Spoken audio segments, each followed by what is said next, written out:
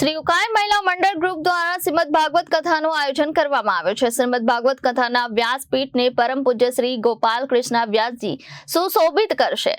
તેઓ ઉકાઈ પધાર્યા તે સમયે શ્રી સુરેશભાઈ મહારાજજી દ્વારા શ્રી ગોપાલ કૃષ્ણ વ્યાસજીનું ફૂલહારથી સ્વાગત કરવામાં આવ્યું હતું। શ્રીમદ ભાગવત કથાના પ્રથમ દિવસે ઉકાઈ શ્રી હરિહરેશ્વર મહાદેવ મંદિરથી ઉકાઈ મહિલા મંડળ દ્વારા કળશ અને મંગળ પોથી યાત્રામાં ધામધૂમથી ડીજે સાથે ભગવાનના ગીતો સાથે રાસ રમતી મહિલા મંડળ ગ્રુપ મોટી સંખ્યામાં પાથરડા સિદ્ધેશ્વર મહાદેવ મંદિર એક સાથે પહોંચ્યા હતા અને કથાની શરૂઆત કરવામાં આવી હતી।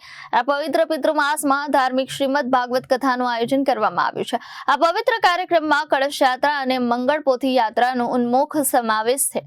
આ શ્રીમદ ભગવત કથાની શરૂઆત થઈ ગઈ છે અને શ્રીમદ ભાગવત કથા 9 દિવસ સુધી રાખવામાં આવી છે।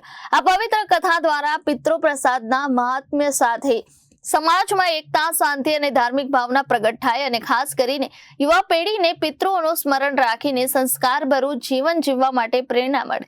આ રીતે પવિત્ર પિતૃમાસમાં શ્રીમદ ભાગવત કથા આયોજન સમાજ માટે એક પ્રેરણા સ્થળ બની રહ્યું છે, જે ધાર્મિક અને સાંસ્કૃતિક ઉત્સાહને ઉજાગર કરે છે। Bureau report Janadesh news Vyara.